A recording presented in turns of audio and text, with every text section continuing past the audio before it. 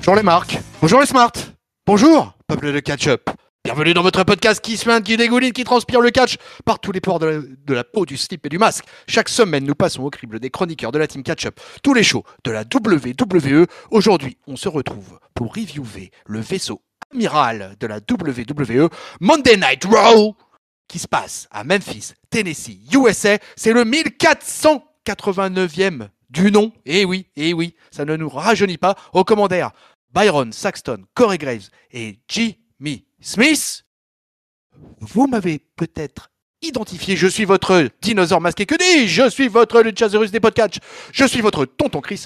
Et pour m'accompagner dans cette review du vaisseau amiral du 6 décembre 2021, pour analyser, décortiquer, encenser ou mettre en PLS cet épisode du show rouge, laissez-moi vous introduire mon partenaire tag team gériatrique of the day, mon insubmersible, mon inamovible, mon indestructible papy. Salut papy. Bonjour les petits enfants, bonjour tonton, comment ça va? Ça va et toi? Comme un lundi, on a envie de dire. Eh oui, comme un lundi rouge, quand même. Comme un Monday Night. Eh oui, comme un Monday Night. Et d'ailleurs, les Monday Night, ils ont trouvé le truc, puisque dorénavant, ils démarrent les shows avec des vidéos récapitulatifs. Comme ça, tu vois, au cas où t'aurais oublié, mon papy, tu vois, au cas où ta mémoire t'aurait fait défaut, et ben la WWE a pensé à ton grand âge, et elle t'envoie d'abord une vidéo des événements de la semaine dernière, et en particulier, bien sûr, ce qui se passe entre Seth Rollins, Kevin Owens, et notre champion à tous, le champion de la WWE, Big E. Et on se retrouve tout de suite en backstage où Seth Rollins va nous souhaiter la bienvenue à Monday Night Raw. Lundi dernier, Owens avait pu intégrer le match de championnat pour Day One. Ce soir, Owens va affronter Big E dans un Steel Cage match. Ça l'arrange bien, Seth Rollins, parce que du coup, les deux vont pouvoir se taper dessus et se détruire mutuellement. À Day One, comme ça, on aura non seulement une nouvelle année, mais on aura une nouvelle ère qui va commencer avec un nouveau champion lorsqu'il battra Big E et KO pour retrouver sa place qu'il n'aurait jamais dû perdre de champion de la WWE. Toujours backstage, Big E, lui, il va expliquer qu'il a parcouru les enfers pour gagner son titre et que ce soir, ça sera pas différent. Ce soir, il sera enfermé dans la cage et ce soir, il va tabasser Owens, il va le punir. Derrière, on a le troisième larron de l'affaire. Tout ça, c'est la rivalité en trio du moment. Kevin Owens qui va s'exprimer, qui va nous expliquer que Big E, lui, par contre, il l'insulte. Il n'arrête pas de le traiter de menteur. Mais en fait, c'est Big E qui est menteur. C'est celui qui dit qu'il est. Le champion de la WWE, c'est son titre. Big E, il le fait que garder que pour lui. Ça, c'est pas gentil. Et donc, il reste que 26 jours avant que KO soit proclamé champion et que tout le monde l'acclame. Ce soir, lui aussi va punir Big E, punir Big E, punir. Et ça, c'est pas un mensonge. Bref, tout le monde, mon papy, tu remarqueras, a décidé de punir tout le monde. Est-ce que toi aussi, vas-tu punir cet opener ? Ah non, je vais pas punir l'opener. Ça faisait longtemps qu'on n'avait pas eu ce petit opener avec les petits enchaînements de micros là, un peu à l'ancienne, où tous les gars qui expliquent un peu leur motivation et pourquoi, qu'est-ce qu'ils vont faire ce soir, etc. Là, j'aime bien quand ils le mettent, c'est assez dynamique comme intro, souvent, je trouve. Je préfère ça au résumé, tu vois, pour le coup. Ils sont chauds tous les trois. Du coup, c'est vrai que en plus là, on a 3 mecs au micro quand même qui sont pas mal et ça donne quelque chose. Donc du coup, ce qui est expliqué pendant tout ça va être tout simplement appliqué puisque c'est bien un steel cage match qui va avoir Big E qui affrontait Kevin Owens. Alors le titre n'est pas en jeu. Tout de suite, on vous met tout de suite dans l'ambiance et on va avoir, écoutez, pour un steel cage match, pour un opener de Monday Night Raw, on va avoir tout simplement un match de 20 minutes entre les deux. Et vraiment, ça va essayer à peu près de tout faire puisqu'ils vont autant tenter l'affaire du near fall que l'affaire de s'échapper de la cage. Alors on essaye de s'échapper par la porte, on essaye de s'échapper en sautant. Bien sûr, on ne pourra pas échapper non plus au fait que Seth Rollins va venir intervenir.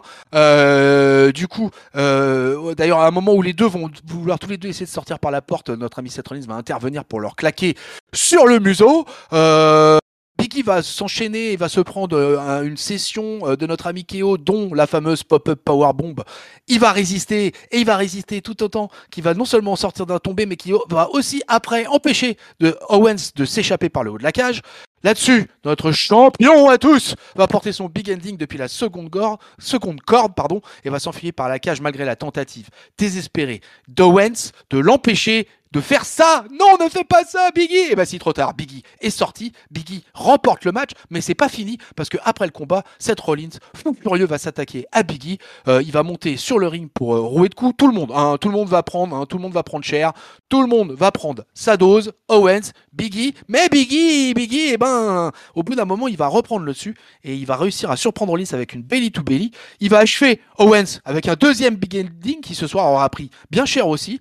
Et pendant la pause, qui c'est qui vient se joindre à la fête? Et alors là, je suis curieux de savoir quel est l'avis du peuple de Ketchup et celle de Papy, puisque c'est Bobby Lashley qui va venir, le Dominator, le Bobinator qui va venir se joindre à la fête et qui va s'attaquer tout simplement aux trois mecs présents sur le ring et il va tabasser, fracasser, démonter, déboîter tout ce monde-là. Fatal 4-Way à prévoir finalement, avec un point d'interrogation, mon cher Papy? Point d'interrogation, on va le laisser pour l'instant. Mais oui, il y a de quoi se poser la question de voir Lashley débarquer là pendant la pub. Tu reviens de pub Énorme. et tu vois tout le monde qui est par terre, hein, tu comprends pas trop. Et après, on t'explique en fait c'est Lashley qui a tué tout le monde. Donc, Je l'ai pas. euh, Juste pour te couper, moi, oui. du coup, je l'ai pas ressenti comme ça parce que, en fait, j'ai eu une version, il n'y avait pas la pub, quoi, tu vois, il n'y avait pas de pause. Ah, Donc, en fait, ça mais s'est enchaîné. pour Donc, la moi, pub. ouais, moi, en fait, c'est en relisant les reports que je me suis rendu compte que, effectivement, ça avait été balancé pendant la pause. Mais moi, je t'avoue que sur le coup, j'ai pas été impacté par ça, puisque la Ah, t'as eu un version double écran. Ouais, la version d'Euro que j'ai regardée a fait que, moi, j'ai tout vu. Donc, du coup, chaud patate sur l'arrivée de Bobby. D'accord, bah moi je l'ai pas vu arriver, donc du coup moi, je suis revenu de pub et il y avait tout le monde par terre en train de se lécher les plaies. J'ai dit, qu'est-ce qui lui arrive à Biggie là? Il a un coup de mou, il vient de tuer tout le monde, il est par terre. Et après seulement ils nous ont expliqué en faisant un rewind là qu'on a vu que du coup c'était Lashley qui avait pété la gueule de tout le monde. Donc ouais, bah c'est plutôt intelligent. De toute façon, cet opener là du segment micro qu'on a évoqué tout à l'heure, jusqu'au match, jusqu'au l'intervention de Lashley, c'est tout en continu, c'est tout en sprint. Le match en lui-même a été pareil en format sprint avec un Owens qui a tenté de s'échapper à peu près en permanence, ce qui colle bien à son personnage de heel. Il est intelligent en plus parce que parfois le souci avec les matchs en cash, c'est que t'as la porte qui est là, puis les gars escaladent à 2 mètres de la porte. Et tu te dis, mais ils sont débiles, ils ont qu'à ouvrir la porte. Là, systématiquement, quand il a escaladé, c'est parce qu'il était à l'opposé du ring et qu'il pouvait pas atteindre la porte. Et du coup, c'était pour contourner Biggie qui escaladait. Donc dans ces cas-là, c'est l'escalade, c'est toujours chelou, mais on l'admet. Et puis bah la tension de Rollins, le finish de Biggie qui, alors bizarrement en fait, il fait son big ending et il sort par la porte. Je suis étonné qu'il ait pas fait le tomber, mais bon, c'est pour laisser Si, ouais. Mais Owens un peu pareil. plus fort, hein. Bon, c'est du booking pour que les gars se passent pas trop faibles avant d'arriver au pay-per-view. Mais globalement, si on devait résumer, je dirais très grosse entrée en matière et très bonne entrée en matière. Ouais, je te rejoins. Très gros opener quand même, quoi. Qualité in-ring, intensité, la présence de Rollins au bord du ring et tout le temps avec cette menace présente permanente et que je trouve que voilà que Rollins gère à perfection. Comment il rentre après dans la cage, etc. Comment il vient se fracasser, tout ça. Enfin, j'ai trouvé tout excellent. Et puis bah moi du coup, quand j'ai vu le Bobby débarquer, j'ai fait wow, là du très très lourd quoi, du très lourd quoi. Le Bobby revient dans la title picture et moi je trouve que c'est archi mérité au vu de son année 2021. Donc ça, j'ai trouvé que c'était une belle surprise et donc à suivre avec intérêt parce que on a encore pas mal de temps. Hein. On parle du Monday Night Raw du 6 décembre, hein, mon bon papy. Day One, c'est encore dans un moment, hein, donc il va y avoir encore pas mal d'actions et pas mal de storylines à mettre en place d'ici là quand même. Bah oui, c'est Day One, c'est le premier, donc c'est dans quasiment un mois. Quasiment. Allez, on continue. On va rejoindre la division féminine et on aura un match simple entre la Queen Zelina et Nikki Ash. Alors là, écoutez les amis, hein, je vais pas vous faire de mystère. On va aller aussi vite que s'est passé le match puisque le match n'a duré que 2 minutes. Nikki Ash se fait se prend le finisher tout simplement de la reine Zelina et se fait dégager vite fait, bien fait ou mal fait, c'est comme on veut, papy. Je sais pas si c'est mal fait ou si c'est juste quelque part, tu vois, tu veux dire que c'est bien fait parce que c'est un truc qui intéresse personne et ça prend peu de temps. Donc quelque Ouais. part, c'est bien fait si tu vas dans ce sens-là. Excuse-moi. Euh, ouais, non, moi je suis pas intéressé du tout par ça. D'un autre côté, je suis un partisan de quand même mettre régulièrement les filles à l'antenne pour que bah, qu'elles comment bah, d'une part qu'elles puissent aussi progresser elles-mêmes et d'autre part aussi que le public puisse s'attacher à elle. Et donc, je pense que c'est important, notamment quand tu as des ceintures quelque part, là, tu as les ceintures de Zelina et de Carmella, qu'on les voit quand même régulièrement, surtout sur un road de 3 heures. Donc, je vais pas cracher sur la présence des filles, mais là, pour l'instant, la rivalité n'a pas l'intérêt, quoi. On entre dans une petite losing streak, peut-être pour l'ami Nikki ASH. Oh ouais, c'est assez possible. Ouais. Bon, de toute façon, c'était un match sans intérêt. On va quitter la division féminine qu'on va retrouver un peu plus tard. Et là, on va rentrer dans du lourd. On va rentrer dans une division qui est chaud patate en ce moment. Du côté de Monday Night Raw, c'est tout simplement la Tag Team Division. Et on est backstage avec les RK Bro. Le duo est présent. Et Riddle va demander où est la veste de Randy Orton, puisqu'il porte une belle veste. Orton n'est pas content, il lui dit que voilà, il va pas commencer à le lancer à nouveau sur ce sujet-là. Kevin Patrick, notre commentateur là, notre journaliste de la WWE arrive et demande un peu leur ressenti sur le tournoi RK Bro, oui, puisque ce soir, il a été annoncé tout simplement qu'on va faire un tournoi RK Bro pour définir les challengers, hein, tout simplement numéro 1 au RK Bro, et on a nommé ça le RK Bronament. Riddle semble particulièrement satisfait de ce tournoi RK Bronament. Et Orton, il trouve que l'idée de tournoi et de nom, il était sûr que ça venait de Riddle. Lui, il voulait se concentrer surtout sur la défense de titre. Riddle, il lui explique que, bah non, mais attends, lui et Orton, ils vont être les animateurs du tournoi et c'est eux qui feront les interviews, quoi. Orton, pas du tout d'accord. Non, non, mais ça, c'est pas dans mon contrat, mec. Moi, j'ai jamais accepté ça. Riddle, là-dessus, il lui apporte une veste comme la sienne. Alors, c'est les vestes un peu, pour vous décrire, les amis, peuple de catch-up, si vous suiviez le catch dans les années 80 ou début des années 90, c'était un peu des vestes à la Gene Okerlund, à la Gorilla Monsoon, ou voire à Vince McMahon quand il était commentateur à la table des annonceurs dans les Saturday Night Main Event. Donc, ça nous ramène loin, tout ça. Donc, vous imaginez un peu la tronche de la veste. Euh, Finalement, Riddle, il insiste, il veut que Orton la porte. Il refuse. Finalement, il va la mettre quand même à contre-cœur, mais il la met et Riddle est ravi. On rentre sur le ring et on commence avec le premier tour du RK Bronament. Et ce premier tour oppose Edge Styles au Street Profits.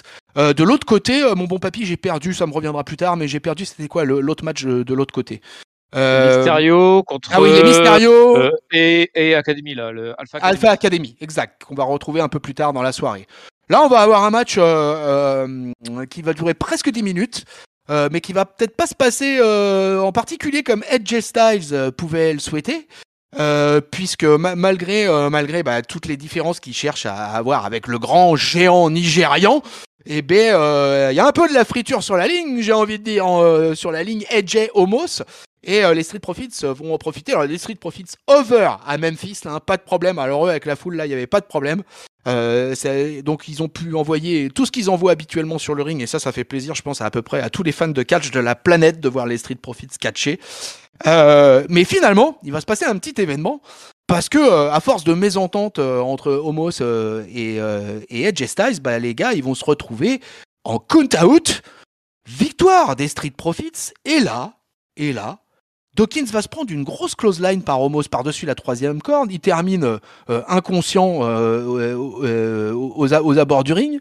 Il y a une explication qui a lieu entre les vainqueurs. Je vous ai dit des bêtises, je vous ai dit que c'était les Street Profits qui étaient comptés dehors, mais c'est Edge Styles et Homos. Homos qui est compté dehors. Ouais. D'ailleurs, toi, tu me rectifies même pas, toi.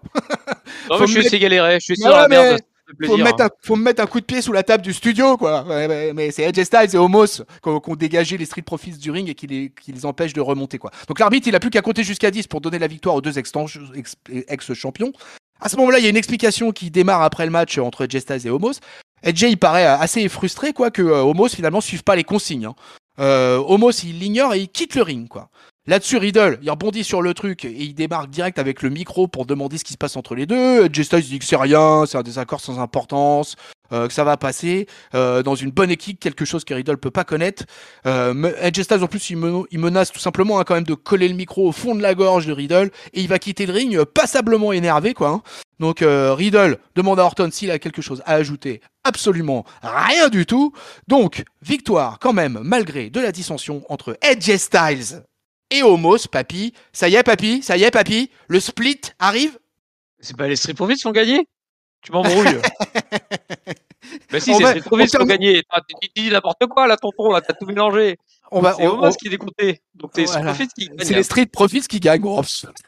Et c'est eux qui sont qualifiés. Non, mais ouais. Donc, pour revenir sur l'élimination, effectivement, c'est que AJ Styles est sur le point de conclure le match contre un des deux Street Profits, ça doit être Dawkins certainement. Et c'est là que Omos fait son tag, sort l'autre con du ring, commence à défoncer tout le monde. Pense-toi, t'as le compte de l'arbitre. Et c'est là où j'ai pas trop bien. Non, c'est Montesfort qui était sur le point de prendre le finish. Et là, t'as un truc chelou parce que t'as Montesfort qui saute sur Omos à l'extérieur, donc il sort du ring. Omos le rebalance dans le ring. Et l'arbitre, tout du long, il arrête pas son décompte, en fait. Alors que normalement, pour moi, quand tu ressors du ring, tu casses le compte, en fait. Non, l'arbitre, il continue de Ouais, compter. c'est vrai. Et donc, du coup, Ford, qui est revenu dans le ring balancé par Omos, du coup, il gagne, en fait, par le décompte extérieur. Et effectivement, distension, voilà, ils sont éliminés à cause de ça. Omos abandonne AJ Styles. En fait, ce qui est dommage, moi, la dissension entre deux, ça se sentait déjà la semaine dernière un petit peu, là, ça se confirme. Qui est dommage, c'est qu'ils aient foiré un peu le décompte, en fait. Montesfort n'aurait jamais dû sauter hors du ring, il est con, ce brave Montes. Ou alors, il aurait dû être arrêté par Omos ou par AJ Styles, plutôt que de se faire choper à l'extérieur, quoi. Et du coup, c'est un petit peu dommage parce que du coup, je me suis dit, mais il est vraiment con l'arbitre de compter jusqu'à 10 alors qu'il aurait dû casser son compte. Hormis ça, Homos est en train de petit à petit sortir de sa bulle. Il, il est de plus en plus dans le ring. Ça sent la petite bataille. Et puis, si sa première rivalité en 1 contre 1, c'est contre Jay Styles, ça devrait être pas mal pour lui pour pouvoir apprendre dans le ring.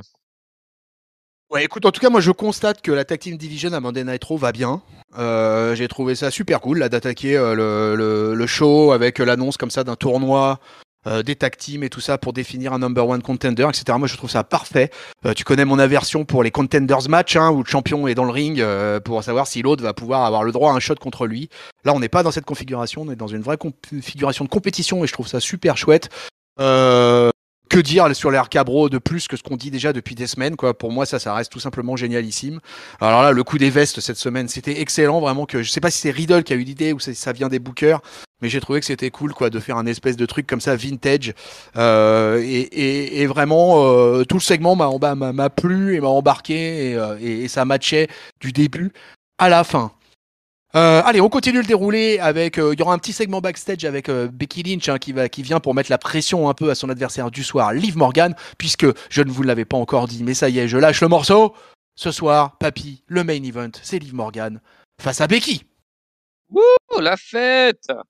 Et oui, et c'est un rappel historique hein, fait par la WWE, puisque tout simplement, il y a 17 ans, jour pour jour, on fêtait le premier main event de Monday Night Raw pour un Women's Championship, et qui se déroulait entre Trish Stratus et Lita. Et donc, bien sûr, la WWE ne s'est pas privée de nous balancer les vidéos dont elle a le secret pour nous mettre la hype là-dessus. On verra à la suite au main event. En attendant, mon papy, on a un match de catch qui nous attend. On est à Monday Night Raw. On a plein de catch depuis qu'on est arrivé. Et là, cette fois, on a l'Open Challenge du United States Championship.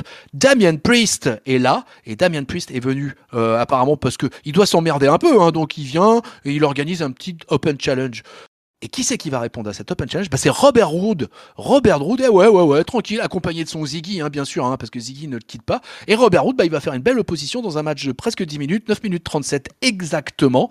Et Robert Roode, il va se la donner, quoi. Il va pas se laisser faire par le champion, même si le champion continue à avoir des attitudes un petit peu bizarres. Alors, est-ce qu'ils veulent nous faire passer le fait qu'il est un peu psychopathe par moment, notre ami Priest? Je sais pas quel est exactement le but recherché. En tout cas, ça nous donne un match de catch plutôt sympa avec un vétéran comme Robert Roode qui est toujours solide et qui est bien là pour mettre en avant un plus jeune comme Damian Priest et puis qui est dans la hype de sa vie là en 2021. Donc du coup, ça permet de nous donner un match assez compétitif. Mais il va quand même, au final, ne pas résister à l'arsenal de Damian Priest, notre ami Robert Roode. On avait du mal à croire qu'il allait pouvoir s'en sortir comme ça. Il se fait démonter, il se prend le pin, mais ça va pas se passer comme ça avec le Dolphin, parce que le Dolphin, il reste le vicelard, et il va venir coller un bon super kick après le match. J'ai presque envie de dire que peut-être, papy, le Dolphin va peut-être être le prochain challenger la semaine prochaine pour l'Open Challenge de Damian Priest. Eh ben, pourquoi pas? Moi, ce qui me fait peur, c'est la semaine d'après, où du coup, on Ah, aura un handicap match avec certainement Ziggler et Roode contre le oui. champion. Je le vois, j'en ai trop vu, du coup, je le vois gros comme une maison et c'est dommage parce que on a eu un joli match avec le Robert. Je pense qu'on aura un joli match avec le Dauphin, mais par contre, si jamais on se tape un handicap match derrière, eh ben, je ne sais pas ce que je pourrais dire, que je serais désespéré. Sinon, ouais, joli match. Effectivement, on n'a aucun espoir pour que Roode s'impose parce qu'il est plus du tout identifié comme un catcheur solo. Et si jamais dans sa tactique, il devait avoir un solo, ce serait plus Ziggler que tu imagines, un ancien champion du monde quand même. Mais l'ex Bobby, là, le Robert, moi, je le trouve toujours très bon. Bah, ça a toujours été un de mes favoris et ça fait toujours plaisir de le voir aussi fringant à son âge et puis te claquer son spinebuster là. Il est toujours de toute beauté. Ouais, exactement. Toujours de toute beauté, ça c'est clair. Non, mais là, c'est super. T'as un super worker avec Robert Roode, un Damian Priest qui est quand même qui est dans la vibe depuis le début de l'année. Le titre US est mis en avant comme il faut. Enfin, je veux dire, là, le comparatif pour le titre intercontinental fait très très mal. Parce que vraiment, le traitement du titre US, c'est quand même autre chose à Monday Night Raw que ce qui se passe à SmackDown depuis des semaines et des semaines. Coucou Nakamura. Et donc écoute, moi j'ai trouvé ça très bien comme ça. Allez, on continue. On continue. Cette fois, on retrouve les femmes, puisqu'on va avoir un match simple dans la rivalité du moment, un petit peu, hein, de Bianca Belair, on sent qu'elle est dans l'antichambre du main event, quoi. Mais que du coup, là, pour l'instant, là, avec le push de Liv Morgan, on fait patienter un peu et elle se retrouve avec, j'ai presque envie de dire une rivalité de mid-card face à Doudrop. Et elles vont avoir un match. Alors, j'ai des timings différents pour ce match, c'est assez bizarre. Mais le constat, par contre, c'est que il va y avoir un vrai combat de catch quand même, quoi, parce que Doudrop va être loin de se laisser faire, puisqu'elle va d'ailleurs choisir la tactique d'attaquer, d'entrer pendant l'entrée de Bronca Belair, et ainsi essayer de prendre le dessus très très vite. Une fois le match démarré, Belair va quand même esquiver un cannonball contre le coin. Elle va soulever Doudrop pour tenter son finisher, mais elle va s'échapper, elle va rouler au bas du ring. Ça va un peu se matraquer, ça va repartir. Il va y avoir à nouveau une tentative de finisher. Et là, Doudrop va quitter le ring, quoi. Et l'arbitre va compter jusqu'à 10. À nouveau, une victoire par décompte à l'extérieur ce soir, mon bon papy. Est-ce que c'était parce qu'il fallait pas affaiblir trop Doudrop dans cette rivalité? Je pense que c'est ça, en fait, pour moi, c'est parce qu'en fait, cette rivalité est pas là de terminer tout de suite. Donc, du coup, il faut occuper encore Bianca et du coup, ralentir son avancée de rivalité. Parce qu'effectivement, je pense qu'on a peu de doutes sur le fait qu'elle finisse par rouler sur Doudrop. Enfin, je serais très, très étonné que ça finisse autrement. Il y a le moment qu'on attend tous de voir, du moment où elle va réussir à porter son finisher sur Doudrop. J'en ai aucun doute, hein, vu les qualités athlétiques de Bianca. Mais là, il est peut-être un peu trop tôt, sachant que le main event est toujours bougé pour l'instant, de la laisser sans programme, parce que si jamais elle se débarrasse de Doudrop, il n'y a plus rien derrière. Et par contre, je suis d'accord avec toi, Doudrop s'est bien défendu dans le match. Bah, ça reste une vraie catcheuse, hein. On a parlé très rapidement tout à l'heure de Zeina et des Carmella et des machins. Doudrop, c'est quand même le level au-dessus. Et puis bah c'est bien aussi pour elle quoi d'avoir du temps d'antenne avec Bianca. C'est voilà, je trouve que il y a plusieurs rivalités féminines, c'est bien qu'elles aient chacune leur temps d'antenne plutôt que de nous faire des matchs à plein là. Et pour le coup, ils retardent le feel good moment de Bianca qui défonce Doudrop, mais je pense que ça arrivera tôt ou tard. D'accord. Bon, papy, est-ce que tu es prêt à aller dans le bureau du patron? Parce Ah, que et je m'y inquiétais, hein, tu sais, je m'inquiétais depuis le début du show de pas le voir le patron. c'est quand même le catch est quand même l'un des rares divertissements sportifs où tu peux avoir accès au bureau du patron du plus grand monopole catchesque mondial et le voir en compagnie d'un mec en slip Voilà. de 22 ans ou 24 ans, je sais plus. Depuis la semaine dernière, c'est devenu c'est un peu la bromance de Monday Night Raw entre Vince McMahon et Austin Theory. Au final, hein, Vince, il est pas très satisfait du comportement de son poulain actuellement. Et donc, pour un peu voir un peu ce qu'il a dans le ventre, il va tout simplement lui donner un match ce soir. Ok, patron, on verra ça tout à l'heure parce que maintenant, c'est l'heure du Miz TV, retour sur le ring. Le Miz est là pour nous expliquer après une belle bronca comme il les aime par le public de Memphis. Il nous explique d'abord que Maryse est tout simplement pas là ce soir parce que elle ne se déplace pas dans des villes comme Memphis, hein, quand même, hein. Elle a Memphis raison. sucks.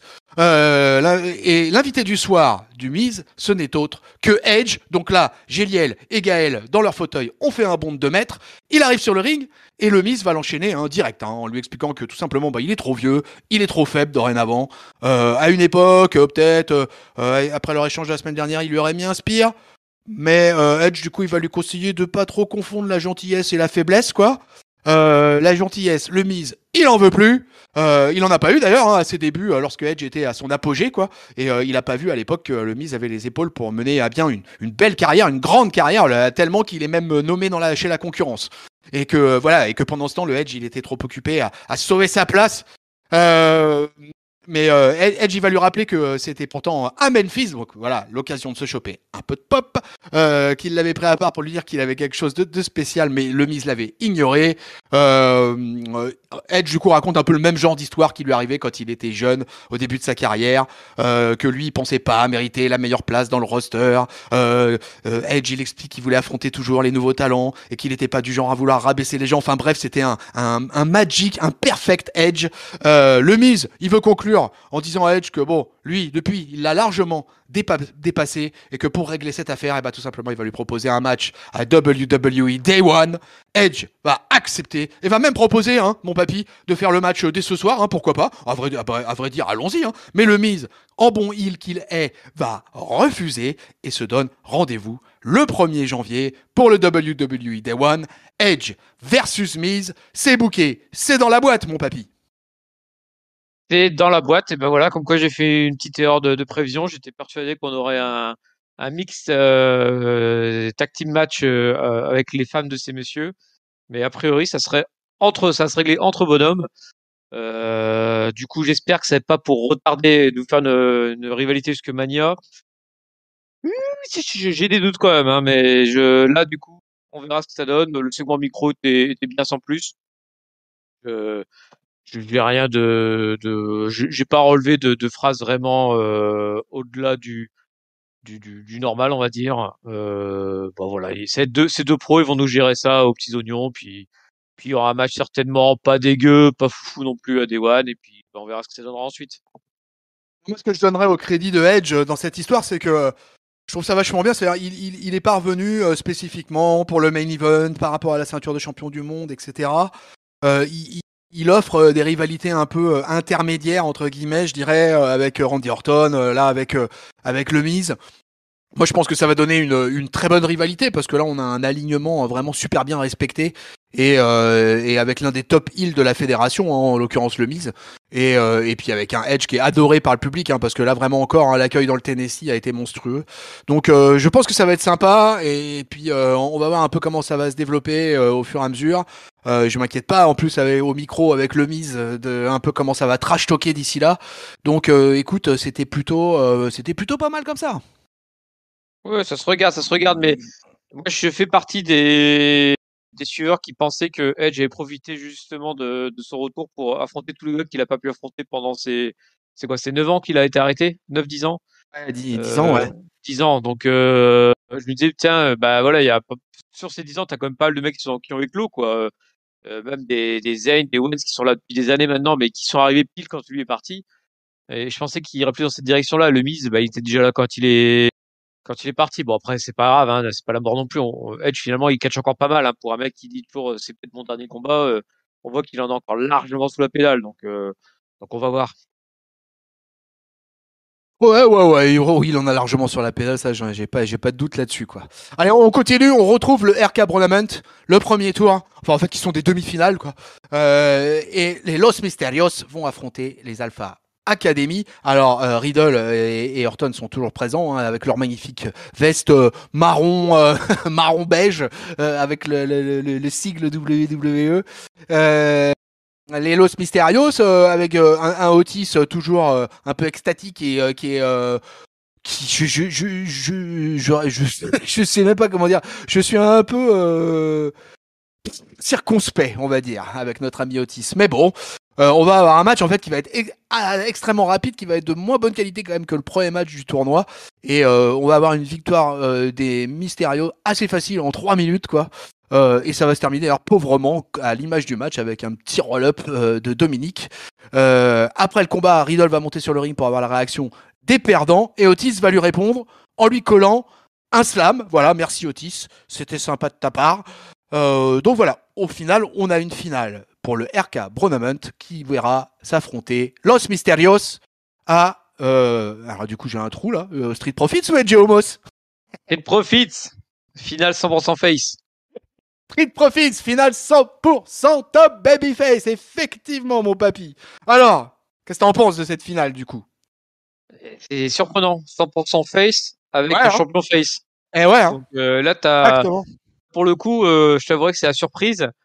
J'ai cru remarquer un truc pendant le match de cette deuxième demi-finale qui était très courte, c'est qu'il semble que Dominique n'est pas sorti du ring. En fait, il a tout fait le match tout seul. Si je dis pas de bêtises, Ray n'est jamais rentré dans le match, ou alors peut-être que j'ai une connerie. Et donc du coup, c'est Dominique qui qualifie tout seul son équipe en demi-finale, en finale plutôt. Est-ce que c'est ça l'histoire qu'on nous raconte? Pourquoi pas? Mais voilà, donc à voir. Mais je suis très étonné par ces positionnements de face un peu partout. Donc j'attends de voir la finale avec impatience et voir si c'est toujours Dominique qui fait tout le boulot.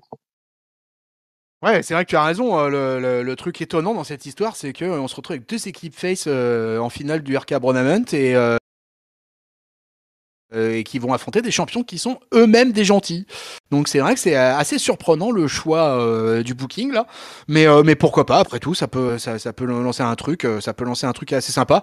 Et puis bah du coup, même si là le match était franchement pas génial, pourtant, je suis un fan absolu de Ray Ray, mais comme tu l'as dit, il a quasiment pas catché.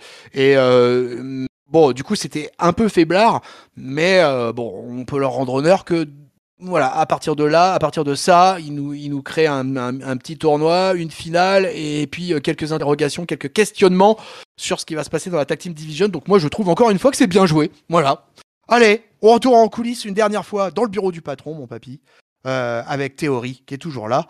Alors le Vince McMahon, il est au téléphone, et puis il va annoncer à un Théorie un peu dépité que finalement, bah, il n'y aura pas de match ce soir. Il faudra donc qu'il trouve autre chose pour l'impressionner. Et alors là, on va avoir un moment de gênance, un moment un peu malaisant où Theory va commencer à enlever sa veste et va montrer les muscles un peu quoi. Donc Vince va l'arrêter quand même hein, assez vite parce que voilà.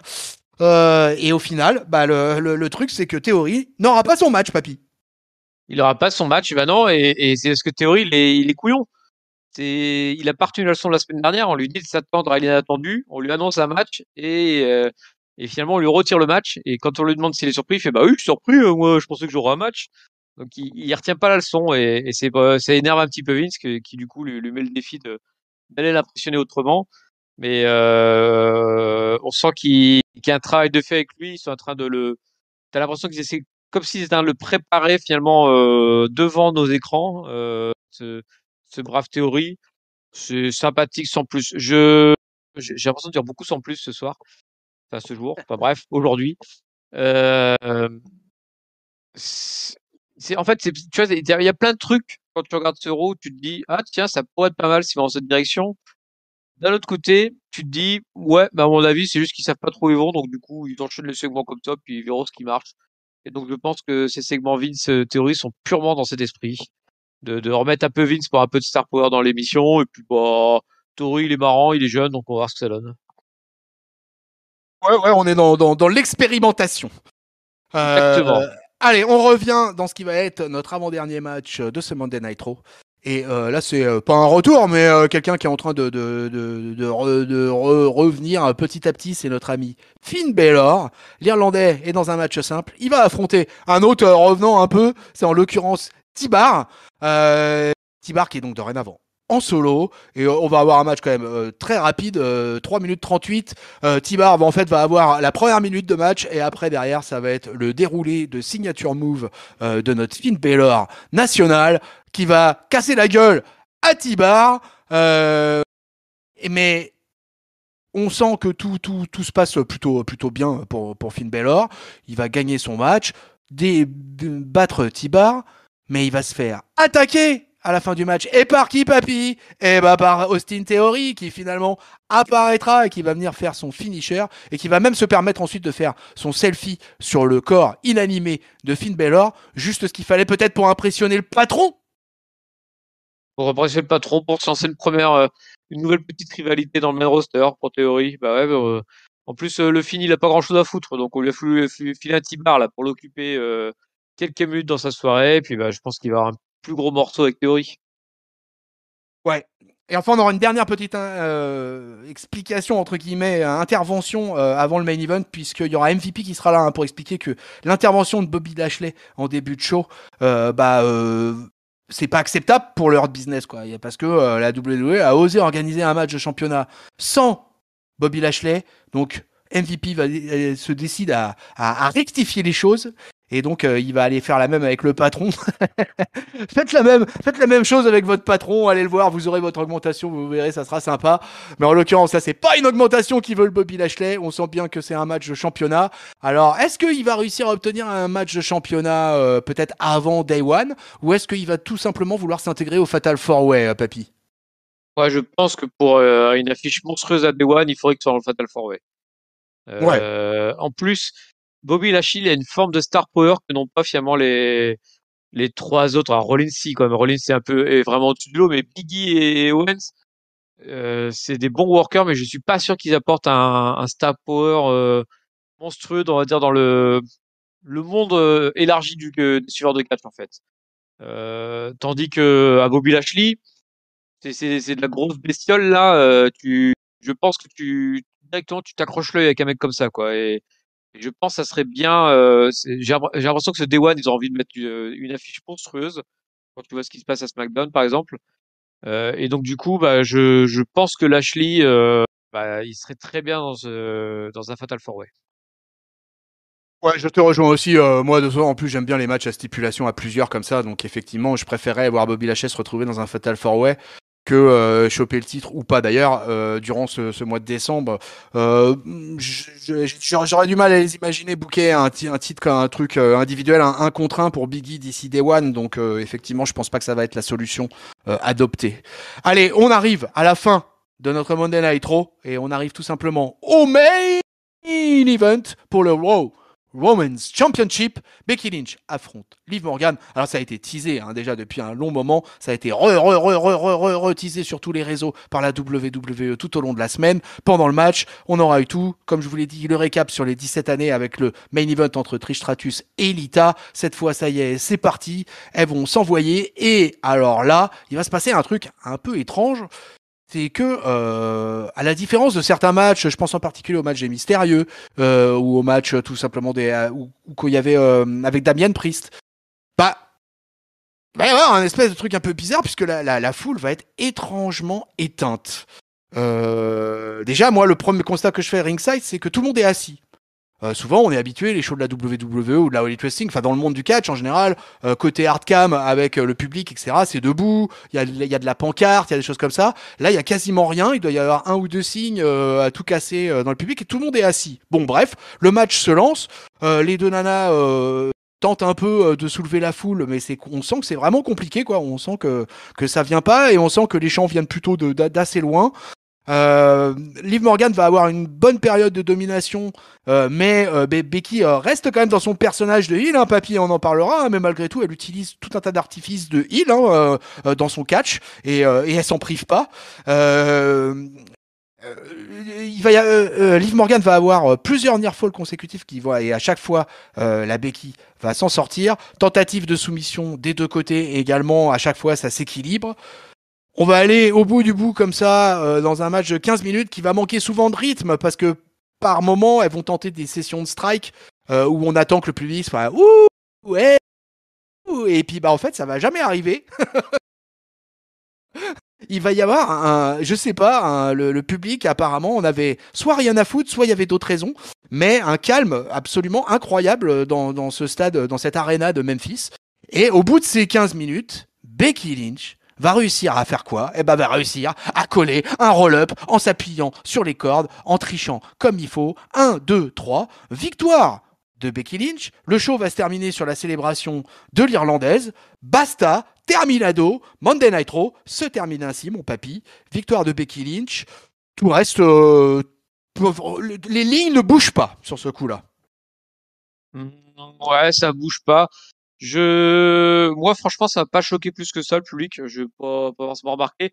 Je me suis rendu compte qu'effectivement, ils avaient du mal à embarquer la foule, mais je me suis dit juste que c'est parce qu'ils s'en foutent un peu de ce main event féminin. Avant le main event, ils ont fait une petite vidéo récap de la carrière, tout ça, de Liv Morgan pour essayer de nous la booster un petit peu. Clairement, c'était orienté comme si c'était un événement, ce match-là. C'était un événement d'ailleurs, c'était pas un match pour le titre féminin. Excusez-moi, c'est pas très respectueux ce que je viens de dire, mais comment dire, j'ai l'impression que Liv, après c'est mon point de vue, c'est qu'elle est pas encore prête pour le main event. Donc du coup, c'est compliqué après 3 heures de show d'intéresser le public à son histoire. Par moment, le public s'est un petit peu enflammé, mais sans plus.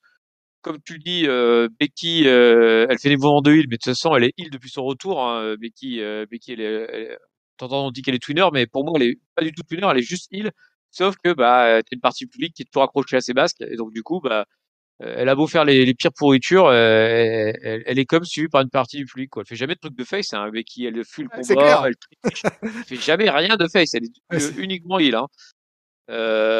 Mais voilà, et donc du coup, je pense que ça, plus ça, plus ça fait que ce match-là a pas vraiment décollé. En plus, dans le ring, il y a quelques petites approximations. Hein, ouais. c'est pas tout propre. Hein, tu sens aussi que et des deux côtés d'ailleurs, hein, parce que je pense que Becky du coup a pas forcément les bons repères face à elle, face à Liv Morgan. Donc voilà, donc c'est ça, c'est beaucoup de petits détails qui font que c'est un main event potable, mais pas du tout un truc révolutionnaire qu'on pourrait se dire ah c'était quoi les 15 ans c'est ça du main event féminin. Et donc du coup on a un match de la même hauteur. Alors je me souviens plus du tout de ce match-là, mais celui-ci en tout cas il restera pas dans les mémoires. Hormis si c'est le début d'une grande histoire pour Liv Morgan. J'ai un doute aussi là-dessus. Pour moi elle est pas encore prête pour le main event. Mais bon, ça lui laisse une porte de sortie pour se représenter en tant que challengeuse vu qu'elle a perdu avec la triche de Becky Lynch. D'ailleurs je l'ai vu. Moi qui ne suis jamais sur les réseaux sociaux, j'ai quand même vu qu'il y avait une question de l'ami Adam Pearce qui fout jamais rien, qui posait la question de savoir si Liv doit avoir une nouvelle chance. Donc quelque part, je pense qu'ils nous ont laissé la porte ouverte pour ça. Euh, mais voilà. Donc d'un autre côté, encore une fois, si tu donnes jamais le main event aux filles, si tu donnes jamais l'opportunité à des nouvelles têtes de se montrer, tu n'arriveras jamais à les faire progresser. Donc quelque part, ça me choque pas du tout ce positionnement main event. On l'a discuté sur le Discord. C'était la ceinture suprême féminine, c'est normal qu'elle ait une belle place. Après voilà, ça va aussi montrer les limites et en popularité et en catch de Liv Morgan. Voilà, Liv Morgan. Écoutez, c'était l'analyse de catch-up. On va vous laisser là-dessus. Ouais, t'es gentil, Ouais. non? Ah ouais, non, ça va, ça va, ça va. Ouais, écoute, moi j'ai trouvé que c'était un match plutôt d'une bonne qualité, mais je te rejoins sur le fait que c'était pas quelque chose d'historique, quoi. Ça restera pas, on se dira pas, ah, tu te rappelles le Becky Lynch versus Steve Morgan en 2021, mais alors, quel truc incroyable. Non, c'était un match de bonne facture, j'ai trouvé, mais c'était pas un truc de fou. Je suis d'accord aussi avec toi sur le côté green de Liv Morgan. Pour moi, Liv Morgan, elle est 2 tons en dessous de Bianca Belair, quoi. C'est-à-dire que t'as Bianca Belair dans la mid-card du show, là, et tu dis, ouais, la vraie boss, elle est dans la mid-card aujourd'hui, là. Elle est pas dans le main event. Tu sens que Liv Morgan, il y a encore du taf, quoi. Elle est en train d'asseoir sa popularité petit à petit. Pareil, c'est comme un peu une Alexa Bliss. Elle aussi, elle gère bien les réseaux sociaux et tout ça. Donc, je pense qu'elle est en train de s'installer. Elle a 27 ans, je crois. Voilà, elle est en train de s'installer. Donc, moi, je peux que l'encourager. Après, concernant le public, quand même, il y a eu plein de reports hein, après dans les médias américains, dans les milieux autorisés qui s'autorisent à penser, Fightful Wrestling, des choses comme ça, PW Stream et compagnie. Et il y a Bully Ray qui avait témoigné en expliquant que le problème de la WWE actuellement, c'est que la sécurité dans les arénas faisait asseoir les gens ringside. Et que d'après Bully Ray, ça casse l'ambiance quoi ça casse l'ambiance je sais pas si c'est pour des raisons sanitaires pour quelle est la raison mais en l'occurrence concernant Bully Ray il trouve que c'est une énorme connerie parce qu'il l'a pas dit Ouais. il l'a dit dans des termes pas très sympathiques à vrai dire et Et parce qu'apparemment, il était, je sais pas s'il était présent ou je vous en dirai plus à la prochaine émission. Il faudra que je relise l'article. J'avais lu quelques trucs comme ça, mais c'est pas la première fois de toute façon que je le remarque ça, qu'effectivement, souvent le public à la WWE dorénavant ringside est souvent assis et c'est vrai que ça c'est assez surprenant. Enfin bon, c'est comme ça, mais je suis globalement assez d'accord avec toi sur l'analyse de ce main event. Je salue quand même voilà la performance des deux femmes. Becky reste championne là-dessus. J'avais non plus aucune surprise ou aucune attente sur Liv Morgan là-dessus. Je vois pas comment Becky peut se faire déposséder jusqu'à présent. Donc écoute, c'était assez logique tout ça. Allez, Ouais, et juste pour vas-y, répondre, dis-moi. Vas-y. effectivement, alors je sais pas non plus la raison, peut-être que c'est effectivement pour des trucs sanitaires, j'en sais rien. Après, que ça facilite pas le boulot, je veux bien l'entendre. Par contre, on a déjà vu des matchs avec des grosses ambiances hein, depuis le retour du public. Donc je Oui, ah pense oui, pas que clairement. que ça l'empêche en fait. Je pense que ça l'empêche si déjà à la base le spectacle est pas à la hauteur en fait. Donc c'est sûr que ça les aide pas les filles, mais en même temps ça leur donne encore plus de challenge à y arriver. Eh ouais, c'est sûr, ouais, c'est sûr. Hein, c'est une occasion de montrer qu'on est quand même capable de soulever la foule. Malgré les décisions prises, on va dire, par les staffs techniques et de sécurité des salles, quoi. Donc, parce que je pense pas que ça soit systématique dans toutes les salles WWE. Il y a peut-être certaines salles où effectivement il y a certaines contraintes. Ça, c'est quelque chose qui arrive assez régulièrement, quoi. Bon, écoutez, on n'en saura pas plus pour l'instant. En attendant, ce qu'on va savoir tout de suite, ce qu'on va connaître tout de suite, c'est le top flop note de notre ami Papy. Merde, c'est déjà ça. Eh ouais. Et oui, on y avance vite. Alors le top, je vais le donner à toute l'histoire sur le haut de la carte masculin. Et donc ça a duré une demi-heure, la première grosse demi-heure qui a duré le segment d'intro, le match, le post-match avec l'intervention de Lashley, tout ça. Ils nous ont fait une entrée au sprint qui font de temps en temps et que moi j'apprécie bien, bien, bien. Et j'ai trouvé que c'était top, ça te donnait envie de voir la suite pour cette rivalité dans le haut de la carte d'Euro. Comme je le disais, il n'y a pas forcément des grosses têtes d'affiche identifiées là-dessus. Tu vois, il n'y a pas de Roman Reigns ou un truc comme ça. Mais par contre, là, tu as quand même quatre gars qui ont envie de se foutre sur la gueule et tu as envie de voir la suite, quoi. Donc, top à ça. Mon flop, je vais le donner à Nakamura, qui n'a, non, mais voilà, quoi. Attends, et tu vois que les filles, elles défendent leur ceinture. Tout le monde défend sa ceinture, sauf Oui. Nakamura, quoi. Mais oui, c'est vrai. Donc voilà, donc j'en profite pour leur donner un parce que j'ai dû rater un ou deux SmackDown ces derniers temps, donc j'ai pas pu lui filer à chaque fois. Donc voilà, donc c'est pour Nakamura. Feignasse de Nakamura, perds ta ceinture, nous te haïssons. Voilà. Et ma note, je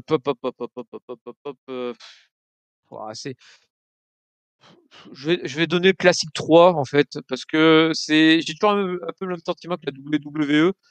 C'est le sentiment pépère là, tu vois, c'est-à-dire que ça se regarde bien, j'ai pas envie de zapper, je le regarde parfois plusieurs fois, mais bon, je passe des bons moments. Mais en même temps, il y a aucun moment où je me dis ah c'est ouf ce qu'ils font là, c'est extraordinaire, ils ont lancé une histoire super. Oh là, t'as vu ce nouveau gars là, il a l'air là c'est vraiment plan. Je comprends pas pourquoi ils veulent pas lancer un gros truc quoi. T'entends t'as des petits sprints, mais t'as pas un rythme effréné dans l'émission. T'as toujours l'impression qu'ils attendent. Alors je sais pas ce qu'ils attendent, mais voilà, t'entends, tu regardes des vieux Raw ou des vieux SmackDown ou des vieux pay-per-view, puis tu te dis, t'avais des histoires de folie avec des mecs qui venaient de partout, des guests, des authorities, des guerres, des clans, des machins, et puis là, t'as juste à chaque fois des petites histoires qui se répètent semaine après semaine. Donc c'est plaisant, mais ça décolle pas du niveau moyen plus, on va dire. Donc du coup, 3.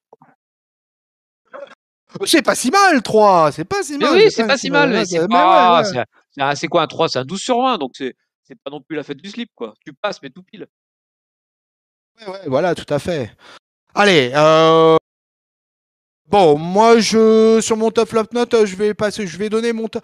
Là, je vais donner mon top quand même au match en cage, à l'opener, parce qu'en plus, vraiment, en plus, tout le segment finalement d'ouverture de ce Monday Night Raw que j'ai trouvé sympa et les promos des trois au début, les 20 minutes de match en catch derrière avec Seth Rollins comme un dingue par la suite. Enfin vraiment, j'ai trouvé que tout ça c'était super emballant. que ça me mettait bien dans l'ambiance pour le reste du show. Et sachant qu'il y avait le RK Bronamon, que je savais qu'il y allait avoir le main event pour l'Euro Women's Championship. Donc du coup, ça annonçait une émission plutôt cool et ça a été une bonne surprise. Donc je vais leur donner mon top. Mon flop, oh là là, mon flop, j'ai pas envie de taper sur l'ambulance des filles, sur la low card des filles, parce que les pauvres, finalement, Zelina et Nikki H, mais je je vais. En fait, non, je vais le donner à Nikki H, mon flop.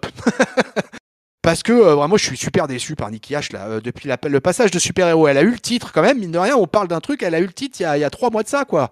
Ou 2 mois de ça. Et depuis après, elle a repris une autre ceinture. Donc dans la même année, elle a été quand même championne individuelle, championne par équipe.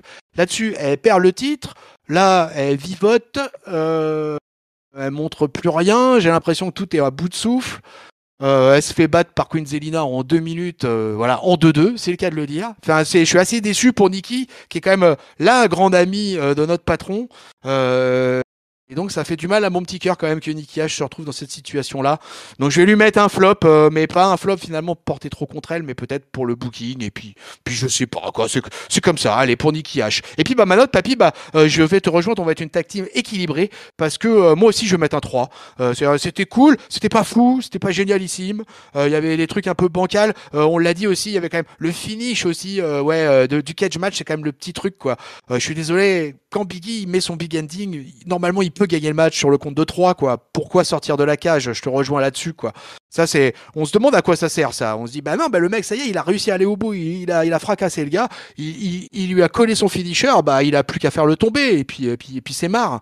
Donc c'est vrai que c'est un peu chiant de voir le mec finalement prendre la porte et se barrer comme ça. Bon, je sais pas, c'est un peu Alors après je pense que c'est lié à l'overbooking qui suit parce qu'on sait que Seth Rollins va attaquer etc. Mais je trouve ça un petit peu dommage. Enfin bon, c'était histoire d'être un peu chafouin sur un Monday Night Raw quand même auquel je mets 3 et dans lequel je me suis fait globalement plaisir. Et ben voilà, mon papy, on est arrivé au bout de cette review de ce Monday Night Raw du 6 décembre 2021 à Memphis, Tennessee, pour écouter tout le contenu que vous propose la Team Catch-Up. Et ben écoutez, mes amis, peuple de Catch-Up, c'est facile. Vous vous rendez d'abord sur la communauté Catch-Up sur Discord. Tous les liens sont dans la description de la vidéo de YouTube, sur laquelle vous pouvez nous laisser des commentaires pour vous abonner et ne manquer aucun épisode, que ce soit sur YouTube d'ailleurs, comme sur les plateformes de podcast. Allez, vous abonner Apple Podcast, Podcast, Spotify, Deezer, Google Podcast, les réseaux sociaux, Twitter, Facebook, Instagram, le site officiel catchup.lepodcast.fr. Je crois qu'avec Papy, on vous a mis en ligne une petite review sympatoche d'un certain pay-per-view nommé War Games, dans lequel aussi on s'est permis un peu à la fin de divaguer et on a lancé un petit Ajus is catch-up. Alors je tenais à remercier quelques tweetos qui ont commencé à relayer ce hashtag pour faire venir notre ami Christophe Ajus à l'antenne de Catch-Up. J'espère que ça tombera pas dans l'oreille d'un sourd. En attendant, je vais remercier mon tag team partenaire gériatrique of the day, l'insubmersible Papy. Merci Papy pour toujours ton analyse fine et juste. Merci tonton pour cette review, cette pub, ce tout que tu es. Et puis oui, bah, je suis avec toi. Moi, je suis hashtag Ajus à Catch-Up. Ah, ça fait plaisir. Je pense que toute la team Catch-Up y est, et je pense que vous, peuple de Catch-Up, vous n'hésiterez pas à nous le faire savoir. Voilà, c'est sur ces paroles que se termine cette review de Monday Night Raw. On vous souhaite une bonne semaine, pleine de catch. On vous fait des bisous, on vous fait les cordes à linge plein la face. Salut mon bon papy. Salut tonton, salut à tous et à très bientôt Christophe Ajus. Et salut peuple de Catch-Up.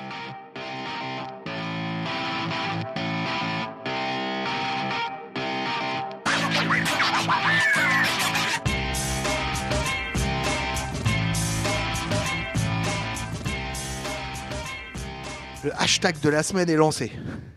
Ah là, il y a des millions et des millions qui vont nous relayer. Si jamais on le traduit en chinois, là, il y aura même des milliards. Millions and